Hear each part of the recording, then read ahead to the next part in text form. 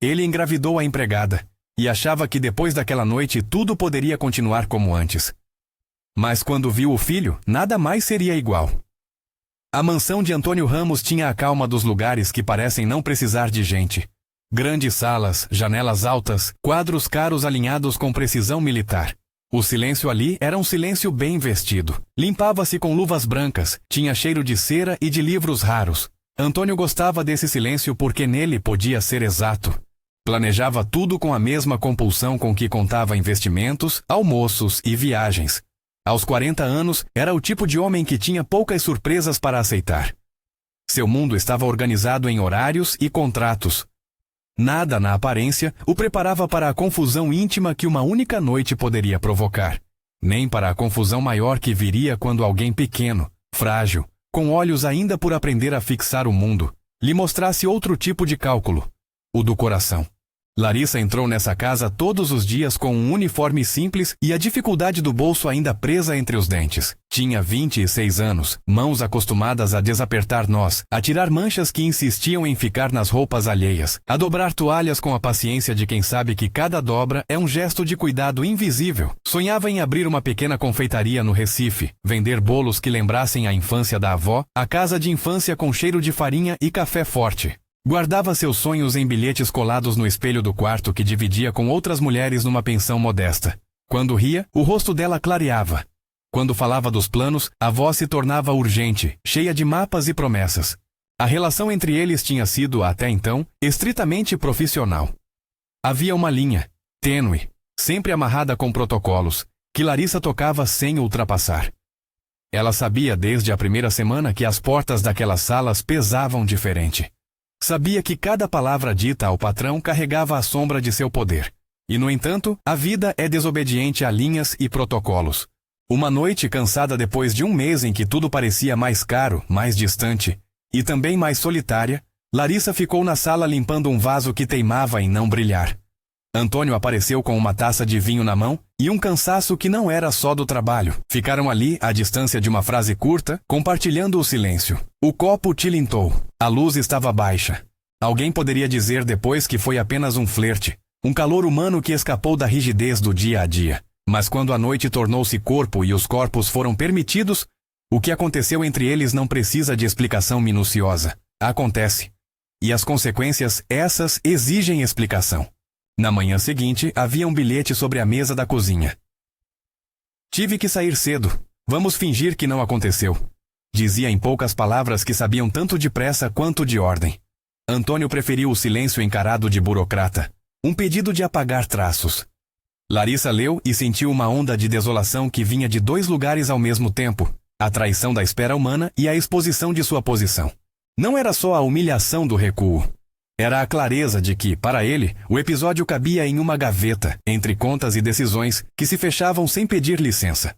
Dias depois, o teste de farmácia não foi surpresa. 2 linhas claras, uma confirmação que mudou o mundo de Larissa com a mesma firmeza com que uma pedra muda o leito de um rio. Ela tocou o papel com a ponta do dedo, como se procurasse na textura do plástico uma resposta que a ciência não podia lhe dar. No rostinho daquelas 2 linhas havia a possibilidade de uma criança, e junto, uma torrente de medos. Perder o emprego, ser vista com desprezo, ser acusada por colegas de imprudência. Havia também um fio tênue de alegria, contra o qual Larissa lutou sem vergonha. A alegria vinha da ideia de que ali, dentro de si, nascia alguém que poderia crescer com os cheiros de bolo que ela sonhava, com histórias de uma cidade quente, com a presença de pessoas que a amavam de verdade. Quando contou a Dona Maria, sua mãe, foi numa manhã em que o sol se enfiava pela fresta da cortina da cozinha, e o café ainda fumegava na xícara. Dona Maria segurou a mão da filha e chorou sem fazer barulho, não de dor, mas de cálculo. Preocupações financeiras, o que dizer aos vizinhos, à família, tudo corria numa passada de olhos. Seu Joaquim, avô de voz grave, repetia que o importante era a criança. A gente dá um jeito, disse ele, e havia naquela frase a força rústica de quem já se acostumou a consertar promessas com trabalho e fé. Larissa, ao voltar para a mansão naquele dia, sentia o apoio como se fosse um colete invisível, menos vulnerável, mais determinada. Contar para Antônio foi uma escolha que pesou. Não havia coragem sem medo. Ela o encontrou no escritório, onde os computadores faziam fila como soldados, e papéis inclinavam-se uns sobre os outros em pilhas que pediam comando. Antônio levantou os olhos por um segundo, com a mesma expressão que se dirige a um contrato complicado. Ela disse, simples, estou grávida. As palavras pairaram entre eles com uma tensão que não cabia em protocolos. Ele reagiu como quem viu um número que destoava dos seus cálculos. Primeiro um silêncio duro, depois uma sequência de perguntas que pareciam mais orientadas para os danos do que para a pessoa. Quem disse? Você tem certeza? O que pretende fazer? Havia uma pressa nas perguntas que visava a contenção do estrago, e não a acolhida. Houve em seguida uma proposta que se disfarçou de pragmatismo. Havia um apartamento discreto no contrato de trabalho, um valor para pagar despesas, algo que faria a história desaparecer com dignidade. A palavra aborto foi sussurrada como se pudesse ser uma cláusula de confidencialidade, uma solução empresarial para um problema pessoal. Larissa ouviu cada oferenda como se escutasse moedas caindo numa caixa vazia. Som de algo que não a preenche. Ela entendeu o que estava sendo proposto, não apenas por Antônio, mas pelo mundo em que o poder podia comprar sigilo. Não era um gesto de cuidado, era um gesto de contenção de danos. Em seu corpo, as duas linhas do teste de farmácia pulsavam como uma vida. Em sua cabeça, a imagem que vinha era clara. Não iria reduzir a raiz de sua existência a um cálculo. Não é isso, disse ela com a voz que vinha das coisas firmes. Não é isso que eu quero. Ele tentou argumentar com a eficiência de quem negocia uma crise. Um plano, benefícios, um acordo. Ele achava que dava o suficiente. Dinheiro, proteção, anonimato. Mas Larissa sabia que aquilo significava renunciar a um pedaço de si, ao direito daquele filho. Filha ainda não se sabia. Ser reconhecido não como problema, mas como pessoa. Havia na recusa menos um manifesto de bravura do que uma decisão íntima, tomada nas frestas de coragem que a vida oferece. Criaria aquela criança, e faria isso com dignidade. O patrão, em sua perplexidade, misturou culpa com irritação. Não esperava resistência. Na cabeça dele, o mundo continuaria previsível. Acontecimento íntimo virar-se-ia adiante como um item para arquivar. Larissa, no entanto, já começava a contar outro tipo de gasto.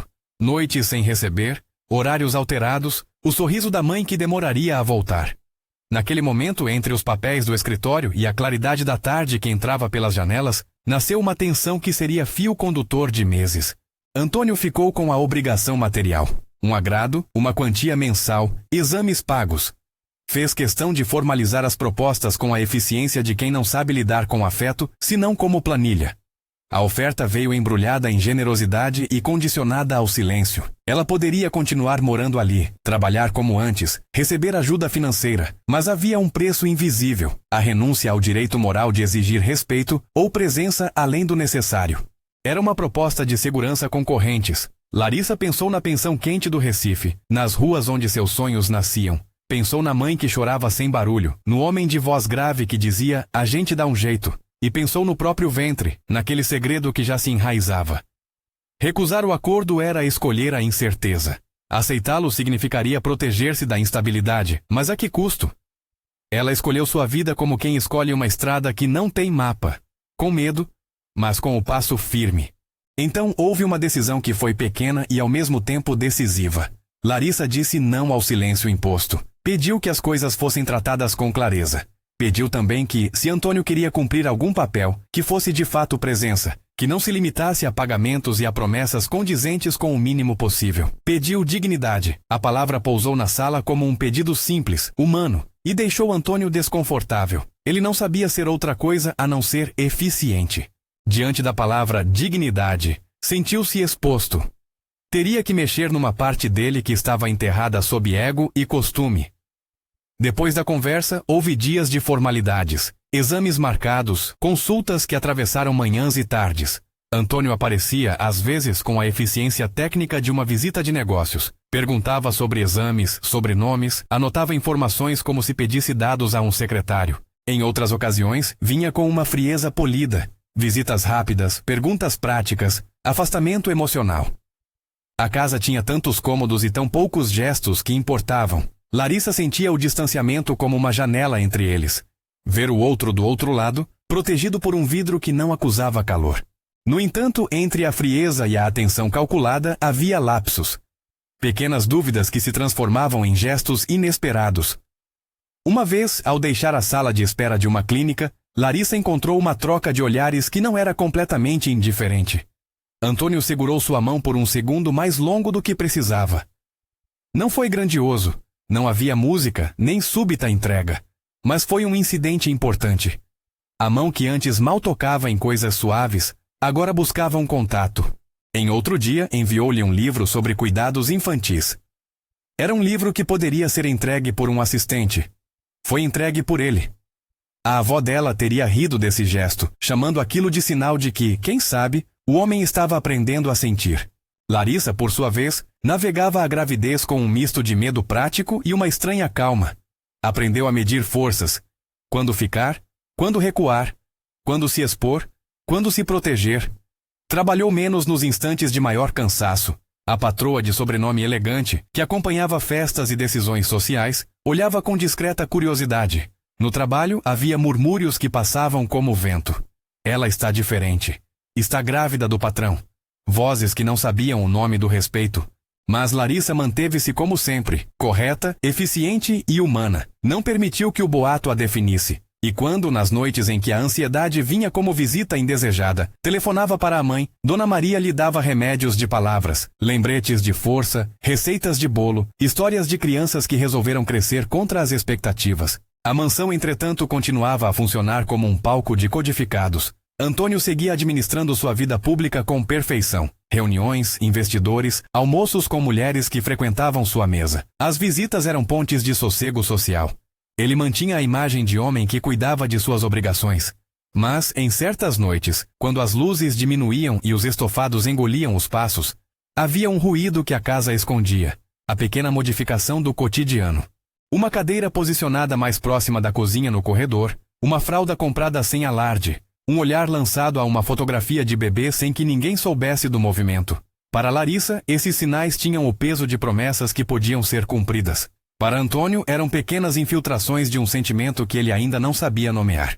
No terceiro mês de gestação, houve uma festa na empresa. Um coquetel onde investidores e parceiras trocaram sorrisos e propostas. Antônio estava impecável, como sempre. Larissa, que cuidara da casa na ausência do patrão, apareceu por um instante para recolher alguns pertences. A vida doméstica e a esfera empresarial cruzavam-se de maneira estranha. Um dos convidados, uma mulher de joias discretas e palavras rápidas, notou a presença dela.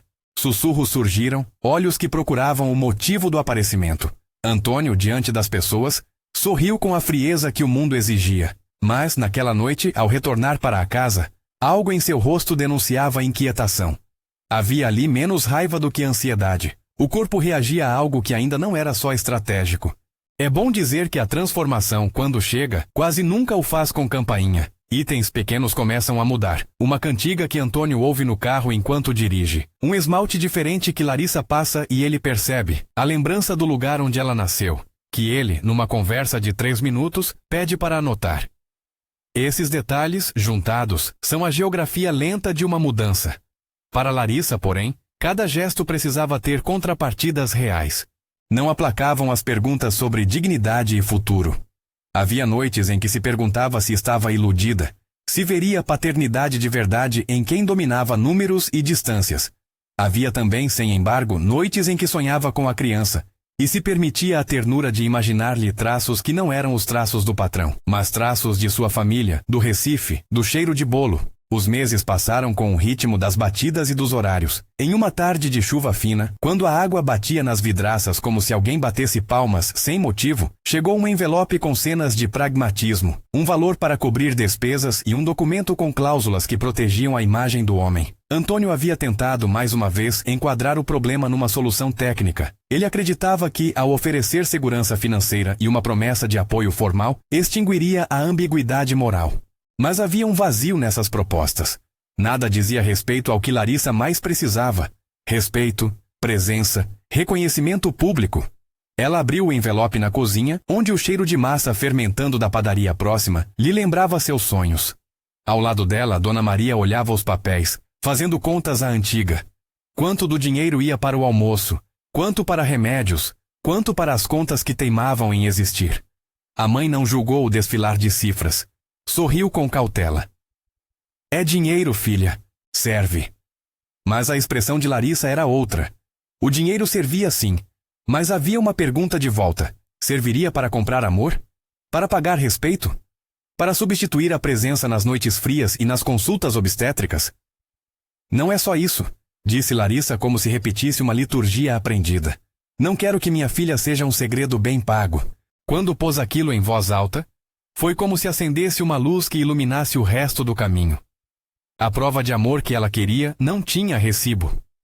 Não era só psicologia ou retórica, era prova concreta. Que Antônio aparecesse quando tivesse de aparecer. Que não se limitasse a cheques e papéis. Que aceitasse ser chamado a aprender as coisas que os livros não ensinam, como embalar um choro, trocar uma fralda às 2 da manhã, ceder um nome para que o outro se sentisse aceito. Larissa não pedia perfeição. Pedia intento. E houve ali, no jeito como ela disse aquilo, um movimento que complicou tudo para Antônio. Não porque ele fosse incapaz de sentir, não era isso, mas porque sentir exigia que ele alterasse a lógica que o sustentava, diminuir o orgulho, admitir erro, aceitar vulnerabilidade. Mudança exige corrosão de certezas, e Antônio tinha muitas certezas. Olhando para a carta que representava números, viu-se obrigado a contemplar um vazio que o dinheiro não preenchia. Pela primeira vez, teve de admitir que havia uma parte humana que não respondia a planilhas. A resposta dele foi confusa, uma mistura de rendição parcial e orgulho ainda preso. Fez promessas, palavras que pareciam tiradas de manuais. Vou estar presente. Vamos conversar sobre nome. Farei o possível. Larissa recebeu aquilo com cautela. Confiar não era trocar a própria vida por promessas, era testar, passo a passo. Os meses seguintes se desenharam nesse equilíbrio. Pequenos gestos, retorno de responsabilidades, ensaios de paternidade. Ele começava a frequentar consultas com uma pontualidade que o surpreendia. Ela começava a perceber, tímida, mudanças em seu olhar. Mas havia sempre o receio de que tudo fosse fachada. Afinal, o poder tinha histórico de transformar tudo em transação. Cada gesto bom de Antônio precisava ser avaliado. Era consolidação de compromisso ou apenas uma operação de mitigação de culpa? No fim do 4º mês, num domingo em que a cidade parecia respirar mais devagar, houve um incidente que fez a casa inteira estremecer de um modo diferente. Larissa sentiu uma dor repentina e pensou no pior. No hospital, a sala de espera foi um corredor de respirações. Antônio chegou como sempre chegava, com mãos que tentavam ajeitar o nervosismo. Lá fora, o céu cinza era um papel que não prometia nada. As horas se arrastaram. Havia exames, médicos que consultavam imagens com gravidade profissional. No fim, o alívio veio com a mesma calma tímida de uma claridade que atravessa a cortina. Estava tudo bem. O susto, no entanto, havia deixado marcas. Para Antônio, foi como se a possibilidade de perda se aproximasse de suas planilhas. Impossível de controlar, humilhante de sua capacidade de compra. Ele ficou no hospital até tarde, segurando a mão de Larissa. Não com pressão de patrão, mas with an awkward tenderness that surprised them both. Foi ali, no corredor branco e iluminado por tubos, que uma transformação começou a fazer sua presença sem alarde. Mas transformação não é epifania instantânea. É antes sequências, passos desajeitados, recados trocados na madrugada, mudanças pequenas que se tornam hábitos. Nos meses que vindouros, a casa começou a ser alterada por objetos que antes não existiam ali. Um móbile comprado sem cerimônia, fraldas empilhadas num armário, um banco baixo deixado perto da pia. O controle de Antônio ganhou novos parâmetros. Não se tratava só de decidir sobre investimentos, mas de decidir se ficaria a tempo de trocar uma noite em que o choro do filho poderia acordá-lo. Há, no entanto, uma parte que precisa ser dita com cuidado. A desigualdade de poder continuava lá, latente, disfarçada em gestos sutis. Havia olhares de outros empregados, havia comentários baixinhos na rua, havia a diferença do sobrenome que abria portas. A consequência mais cruel da desigualdade é tornar natural que a responsabilidade recaia sobre quem tem menos opções. Larissa sabia disso e, ao pedir dignidade, pedia que essa assimetria fosse reconhecida e reparada, que não se transformasse em desculpa para invisibilizar sua humanidade. O primeiro bloco desta história termina no momento em que a vida parece dividir-se entre antes e depois de uma decisão.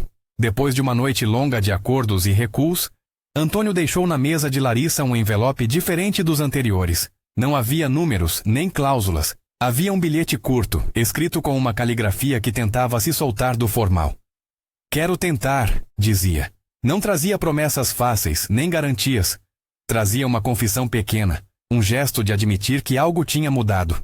Larissa segurou o papel e sentiu por um instante o peso do possível. A vontade de acreditar esbarrava na experiência de quem tinha aprendido a contar custos. O que faria com aquela confissão? Abri-la, guardá-la, aceitar que o homem que a temia agora dizia querer tentar? A pergunta abriu um intervalo no qual o futuro parecia um horizonte ambiguamente claro. Se você está assistindo e essa história mexeu com você, escreve nos comentários de onde nos acompanha. O bilhete na mão de Larissa era pequeno, mas pesava como um aviso. Quero tentar, dizia a caligrafia que tentava se desprender do formal. Ela ficou ali com os dedos tocando a margem do papel, imaginando os próximos passos como quem olha um mapa incompleto. Estradas que podiam levar a um porto seguro, atalhos perigosos, travessias que exigiam coragem. Aceitou a possibilidade, mas não a ingenuidade. Pediu prazos, conversas marcadas, respeito pelos seus limites. Não queria que a palavra tentar se transformasse em uma desculpa para mais descuidos. Antônio, pela primeira vez, teve de se ensinar a esperar e a converter intenções em compromissos visíveis. Marcou consultas, compareceu a algumas delas, comprou vitaminas sem alarde e, às vezes, deixou uma fruta sobre a mesa da cozinha com um bilhete curto. Para você. Eram gestos pequenos, mais próximos do costumeiro do que de uma grande transformação, mas tinham o peso da repetição. E repetição, como bem sabia quem administra empresas, é a base de qualquer mudança. Os meses aprenderam devagar a ensinar aos dois. Houve noites em que Larissa chorou calada na sua cama, imaginando cidades de fuga. Houve tardes em que Antônio folheou um livro sobre maternidade com a inerente timidez de quem folheia algo que devia ter conhecido antes. As vozes da sociedade continuavam a sussurrar. Havia olhares que pesavam nos corredores, comentários que passavam como vento. Mas havia também um lugar para a nova circunferência da vida. Consultas, nomes rabiscados em blocos, a primeira ecografia impressa que Larissa guardou com o cuidado de quem protege um documento sagrado. Quando chegou agosto, o ventre de Larissa já não permitia as roupas justas de antes. As dobrinhas do avental que usava para limpar ganharam o relevo de uma espera pública, embora não fosse uma exposição escolhida. Antônio começou a tomar decisões que saíam das planilhas. Pediu para reduzir uma viagem importante. Passou a responder mensagens mais devagar em reuniões. Citou a palavra nossa, em momentos que antes encerravam com meu. O uso do plural foi uma ponte. Mas mudança genuína não se mede só por ausências de viagem ou frequência em consultas. Mede-se por presença em minutos ordinários. Ouvir uma queixa sobre azia e lembrar de comprar chá. Saber o nome do médico e transformar uma pergunta em ação. Antônio tropeçou nessas tarefas simples nos primeiros tempos. Certa manhã esqueceu de levar um relatório e, na pressa, esqueceu também de ligar para saber como estava Larissa após uma noite de dores. Ela, magoada, guardou o ressentimento em silêncio. Aprendeu que perdoar não era natural. Era uma habilidade que precisava ser cultivada. Houve um episódio que deixou marcas inesperadas. Em um jantar com pessoas influentes do seu círculo, uma das convidadas, Gabriela, lançou um comentário ácido, meio brincadeira, sobre situações como a nossa. Alguns deslizes viram histórias e outras só problemas. O riso raso de quem tem prateleira social foi provocativo. Antônio, sentado à mesa com a expressão que costumava proteger seus interesses, sentiu uma pontada de vergonha diferente. Não a vergonha por perder um acordo, mas a de ver lar de alguém degradado a assunto trivial diante de pessoas que julgavam sua vida pública. Levantou-se do jantar sem explicar muito. Não foi um gesto dramático, mas foi um sinal de que prioridades mudavam. Preferiu voltar para casa e ficar ao lado de quem aguardava os passos de uma vida que ele começava a entender como sua também. As conversas entre eles mudaram de tom. Antes econômicas passaram a guardar pontos de vida. Ela falou de receitas que queria testar, de uma vizinhança do Recife onde, dizia, conheceu um padeiro que ensinava a dobrar a massa de forma especial. Ele falou com mais humildade do que admitiria, sobre o medo de errar, sobre a sua própria criação. Um pai ausente que ensinou sobre lucro, não sobre colo. Há memórias que se apresentam com modos de compensação. Ele não queria que seu filho, sua filha, repetisse lacunas. Foi uma confissão de homem. Ela, que também carregava suas feridas, ouviu e não usou aquilo como moeda, apenas como abrigo para a ternura que começava a nascer. Quando os primeiros sinais de trabalho de parto chegaram, foram lentos e assustadores. Era uma madrugada chuvosa, finas gotas desenhando caminhos verticais nas janelas. Larissa sentiu uma contração forte, depois outra. O telefone da casa insistia em mensagens automáticas de compromissos. A pressa se fez outra forma. Não havia mais prazos corporativos. Havia um relógio que marcava respirações. Antônio despertou ao som breve e firme da campainha. No carro, a chuva castigava o para-brisa. No hospital, as luzes frias contrastaram com o nervosismo aquecido pelas horas. A espera do parto é um misto de silêncio e sons. Passos no corredor, máquinas que respiram por outros corpos, a voz medida dos médicos. Antônio permaneceu no saguão como alguém estrangeiro numa cidade que, até então, visitara por transações. Esperou. Sentiu o peso da responsabilidade como nunca antes. Quando permitiram entrar, o corredor parecia interminável. Larissa o olhava com uma força que vinha de uma natureza maternal. Não era força de agressividade, era força que estendia raízes. No momento em que a menina nasceu, porque foi menina, e Larissa escolheu o nome Zoe, palavra que tornou viva uma ideia que a tradição e a esperança carregavam. A vida inscrita. O mundo de Antônio mudou de escala. Ele viu primeiro o rosto dela através da janela do berçário. Um rosto que era uma promessa de interrogações. Mas, sobretudo, um corpo diminuto que respirava com a urgência que só os recém-chegados conhecem. Havia um silêncio que não podia ser descrito por palavras fáceis. As mãos de Antônio tremiam. Não foi um desabamento místico, mas uma compressão de muitos elementos: paternidade, medo, ternura, arrependimento, desejo de cuidar. Quando o enfermeiro colocou a menina nos braços dele pela primeira vez, seu corpo reagiu. Havia um calor úmido no colo, um cheiro que é só do recém-nascido, e o som tênue do choro que aos poucos se acomodava. Antônio apertou sem saber, e sentiu-se pequeno. Não diante da menina, mas diante de uma responsabilidade que não se resolvia com contratos. A lágrima que lhe nasceu no canto do olho era lenta, não teatral. Pouco a pouco reconheceu nela uma continuidade que não tinha preço, olhos que, em algum futuro, buscariam refúgio e alegria. Larissa, cansada e com o rosto ainda marcado por dores, olhou para ele. Não houve palavras grandiosas. Houve um aceno, um reconhecimento mútuo. Zoe, disse ela como se apresentasse a si mesma de novo, agora como mãe. Antônio repetiu o nome como se fosse pronunciar um voto, uma possibilidade. Segurou a filha com cuidado, falou coisas miúdas que saíam do coração, promessas que não eram cheques, mas presença. A mudança que o DNA emocional do homem permitiu, ali, virou gesto. Voltou a si com a urgência de aprender a ser útil. Nos meses que se seguiram à licença, todos os dias foram lições. Ele queimou mingau em uma manhã, riu de si mesmo, e aprendeu a verificar a temperatura do banho. Tropeçou em fraldas e tentou com paciência acompanhar os horários de alimentação. Em contrapartida, Larissa viu em gestos repetidos um homem que não apenas prometia, mas que se entregava à rotina de cuidados. A vida com Zoe virou um mosaico de pequenas tarefas. Noites acordadas que se somavam até formarem uma nova geografia do cansaço. Risos que ensaiavam os primeiros dentes. Um cheiro de talco que se tornou fragrância diária. Antônio acompanhou tudo com uma mistura de alegria e perplexidade. Não foi sempre bonito. Houve discussões secas, momentos em que a pressa de decisões retornava. Ele ainda se perdia em certezas econômicas, deixando de lado conversas que exigiam escuta afetiva. Larissa, por sua vez, mantinha suas exigências, lembrando que cuidado emocional não se compra com cheques, que presença é feita de rotina, não de gestos pontuais. A rotina familiar começou aos poucos a abrir frestas para a convivência real. Amigos dele estranharam a mudança. Um jantar em que foi mais tarde de propósito. Telefonemas que demoravam a voltar. A princípio, houve risadinhas e comentários de quem não entendia. Depois, quando perceberam a sinceridade do envolvimento, houve um silêncio respeitoso que antecede uma readequação. Entre os colegas de trabalho, houve quem comentasse que Antônio parecia menos frio.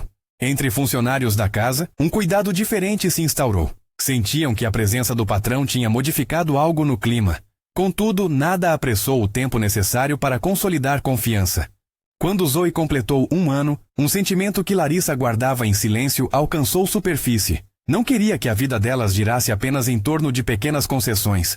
Havia um palco muito maior. A dignidade de sua família, a visão de criar sua filha num lugar que fosse também seu. Sentia que se permanecessem naquele limbo urbano entre mansão e dependência, poderia instalar-se ali uma corrente invisível que lhe tiraria a autonomia, Queria que Antônio comprovasse que suas escolhas eram livres, que não havia uma obrigação social que prendia Larissa por medo do desconhecido. Decidiu então testar o compromisso de forma prática. Com a autoridade calma de quem pensa nas consequências, anunciou que voltaria ao Recife por um tempo determinado, para ficar com a mãe e refazer os planos. Não era um abandono, era um teste. Pediu que Antônio viesse visitá-la lá, mais do que visitas de fim de semana. Queria que ele aparecesse por mais dias, que conhecesse de verdade as pessoas que a moldaram.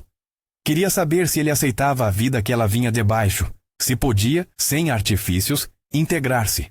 A proposta soou como desafio. Para Antônio significava fragilizar a posição que tinha sempre ocupado. Aceitar viver em outra casa, abrir mão de um conforto social, refazer rotinas. Para ele também era a chance de provar que aquilo não era um experimento, era um projeto de família. Havia entre eles uma conversa tensa, mas necessária. Larissa expôs suas razões com a mesma firmeza com que havia recusado o acordo silencioso meses antes. Ele ouviu. Teve de admitir o medo de perder coisas e, ao mesmo tempo, a vontade de ganhar algo mais estreitamente ligado ao coração. Tomou decisão. Foi até Recife sozinho primeiro, para preparar a mudança. Chegou com malas contadas, com roupas que pareciam ter sido escolhidas por alguém que ainda não se via longe das convenções. Encontrou Dona Maria e seu Joaquim na porta de casa. A recepção foi cautelosa. O primeiro encontro com a família de Larissa teve o vigor de quem pede licença e, ao mesmo tempo, pede confiança. Seu Joaquim, homem de palavras medidas, observou o visitante com olhos que pesavam caráter por atos. Antônio falou sem pompa. Pediu desculpas por erros do passado, mas, sobretudo, disse que queria aprender a ser parte. Não trouxe promessas mirabolantes, trouxe humildade. Dona Maria, comovida, aceitou a mão estendida. Havia ali um passo para que a família visse nele um homem que não estava apenas comprando paz, mas que realmente vinha para construir. A vida em Recife foi uma professora dura e doce. No começo, ele tropeçou no modo de fazer pão da vizinhança, sujou as mãos de farinha e riu de sua própria tentativa desajeitada de aprender a dobrar massas. Trabalhou para reorganizar seus negócios de modo que pudesse ficar mais tempo perto de casa. Contratou pessoas de confiança, delegou tarefas que antes fazia pessoalmente. Não foi um ato de abandono ao mundo que construíra, mas um rearranjo que exigiu perda de controle, aceitação de vulnerabilidade. A família de Larissa o observava, e a cada gesto de gentileza, de ajuda sincera, sua reputação entre eles crescia.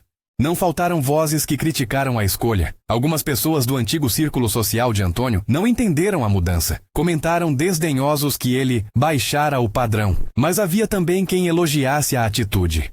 O que importava, para Antônio e Larissa, não eram opiniões externas, mas decisões cotidianas. Acordar cedo para levar Zoe ao parque, ajudar a vender os primeiros bolos da pequena confeitaria que Larissa começou a abrir com a ajuda da mãe. Cobrir os momentos de ausência com afeto, encomendar uniformes simples para as funcionárias da casa nova. O processo de integração não foi linear. Antônio errou em gestos que soavam paternalistas. Houve discussões sobre modos de educar, sobre limites, sobre o que significava respeito para cada um. Mas a diferença essencial foi que, desta vez, os erros vinham acompanhados de pedidos de desculpas públicos e privados e de tentativas sinceras de correção. Passaram por um período em que a comunicação foi trabalho de casa, conversas abertas à mesa, reuniões sobre horários e responsabilidades, divisão de tarefas sem que a desigualdade de poder servisse de desculpa para a omissão. Com o tempo, as diferenças sociais foram se tornando menos formidáveis. As ruas de Recife, com seu calor, o cheiro do mar que se misturava à farinha no ar, foram comprimindo os contornos de prestígio do passado. Antônio aprendeu a preparar um bolo simples, com a paciência de novo dono de uma vida que não podia mais medir em cifras. Larissa, por sua vez, viu seu sonho ganhar forma. A confeitaria abriu com um nome singelo e caloroso, e Zoe, já uma criança que sorria com facilidade, corria entre as mesas como quem inaugura um lugar de pertença. Houve resistência de alguns conhecidos dele. Uma reunião importante teve que ser remarcada pelo fato de Antônio não poder estar presente. Boatos surgiram e, em certo momento, uma sócia olhou para ele com desdém. Mas ninguém podia apagar o que via quando entrava na confeitaria. Um homem pagando uma fatia de bolo com prazer e segurando a mão de sua filha com orgulho. Gestos valiam mais que boatos.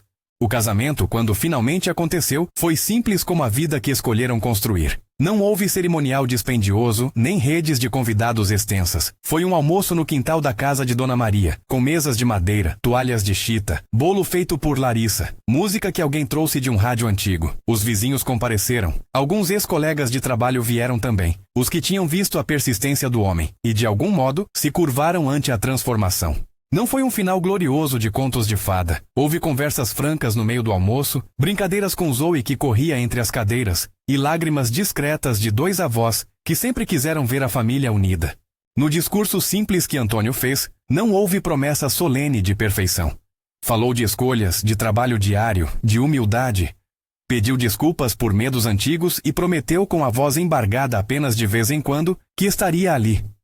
Larissa o olhou e naquele olhar havia a memória de noites longas, de diálogos duros, de pedidos de dignidade. Não era um aval incondicional. Era sim uma aceitação com cautela, uma decisão de construir junto. Os anos que se seguiram foram cheios de detalhes que não pertenceriam a uma manchete, mas sim ao corpo tranquilo de uma família que se faz por decisões repetidas.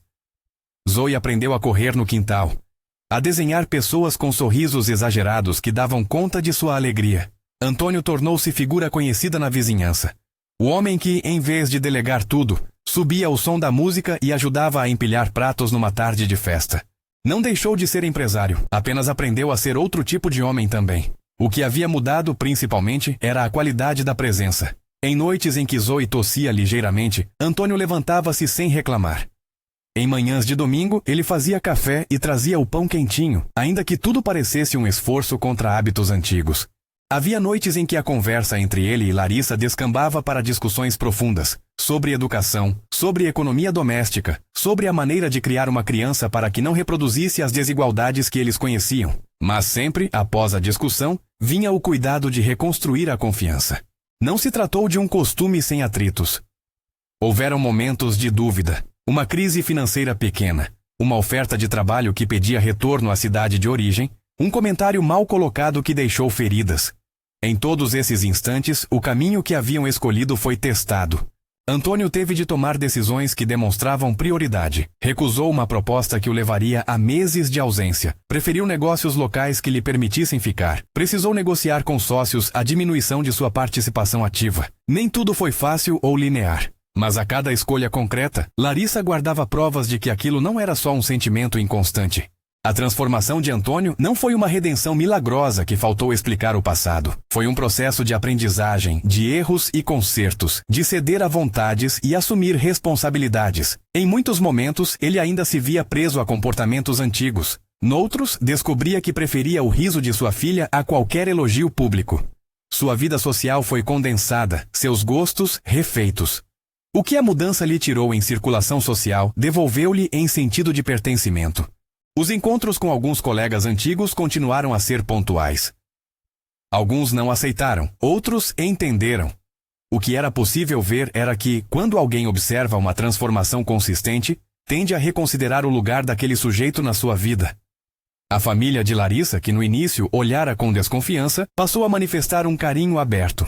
Seu Joaquim, que medira tudo em trabalho e dignidade, veio uma tarde dizer a Antônio que, quando viu a filha correr pelo quintal, soubera que o homem havia decidido o que importava. Zoe cresceu rodeada de sabores, de histórias sobre como a família se reinventou. Havia noites em que ela perguntava sobre o avô que vivia em outra cidade, sobre as viagens de trabalho do pai, sobre a diferença entre lares. Larissa e Antônio respondiam com simplicidade, sem ocultar a verdade. Haviam erros, mas também havia esforço para consertá-los. Criaram uma narrativa honesta para a filha. O mundo não é perfeito, mas é possível torná-lo melhor com escolhas. Anos mais tarde, em uma tarde onde o sol desenhava sombras longas no quintal e o cheiro de bolo recém-saído do forno se misturava com o sal do mar próximo, Antônio encontrou num envelope uma carta simples, um desenho feito por Zoe. Era a família desenhada com canetinha grossa, figuras simplificadas com sorrisos enormes. No centro havia duas casas unidas por uma linha, e debaixo a legenda rabiscada, Minha Família. Ele leu aquela frase com a calma de quem descobre um tesouro pequeno. A sensação foi de confirmação. Ver o rosto de sua filha, traçado com despreocupação e amor, era o testemunho mais claro de que o caminho tomado valera. Não foi um final de perfeição estéril. Ao contrário, havia trabalho vivo, cotidiano a ser cuidado. Mas havia também uma convicção nova, de que a responsabilidade e o amor se aprendem pela repetição, pela humildade de reconhecer erros, pela coragem de mudar de vida quando a mudança é necessária para proteger dignidade e pertencimento. Larissa continuou a dirigir sua confeitaria com mão firme. Antônio, ao lado, cuidava das finanças locais e aprendeu a negociar com fornecedores com o cuidado de quem também se preocupava com os horários escolares de Zoe. Havia dias de cansaço extremo, claro. Noites em que a dúvida retornava. Mas sempre tarde, quando a casa já dormia, sentavam-se na varanda e conversavam. As palavras ali eram práticas. Agenda da semana, compra de mantimentos, horário de visitas ao médico. E havia ainda palavras de afeto, quase sussurros, que lembravam o quanto haviam caminhado. O que aconteceu quando Antônio viu o filho, a filha, pela primeira vez não foi uma mágica que apagou o passado. Foi antes um princípio de transformação. O pequeno corpo nos seus braços foi o gatilho que mostrou uma verdade simples. Não se pode planilhar afetos. As tabelas que organizavam sua vida passaram a conviver com uma geometria nova, feita de presenças, riscos e vulnerabilidades. Ele não se tornou perfeito, tornou-se disponível a ser melhor. No final, o que restou foi uma família construída por escolhas repetidas. Por aceitar aprender, por admitir fragilidades, por provar amor não em palavras vagas, mas em deslocamentos concretos de vida. A dignidade que Larissa exigira não foi comprada, foi conquistada com atitudes que respeitaram sua autonomia. Antônio deixou de ser apenas um homem de negócios e transformou-se passo a passo em pai e companheiro que assumia as consequências de seus atos. E Zoe, com seu andar desleixado de criança que não mede o efeito que causa, cresceu com a certeza de ser amada. Esse amor não veio sem custo, exigiu renúncias sociais, confronto com hábitos antigos e um aprendizado contínuo. Mas foi real, e foi suficiente. Se essa história tocou você, curta e compartilhe com alguém que precisa ouvir que amor é escolha, e que paternidade se prova com presença. Se inscreva para mais histórias como esta.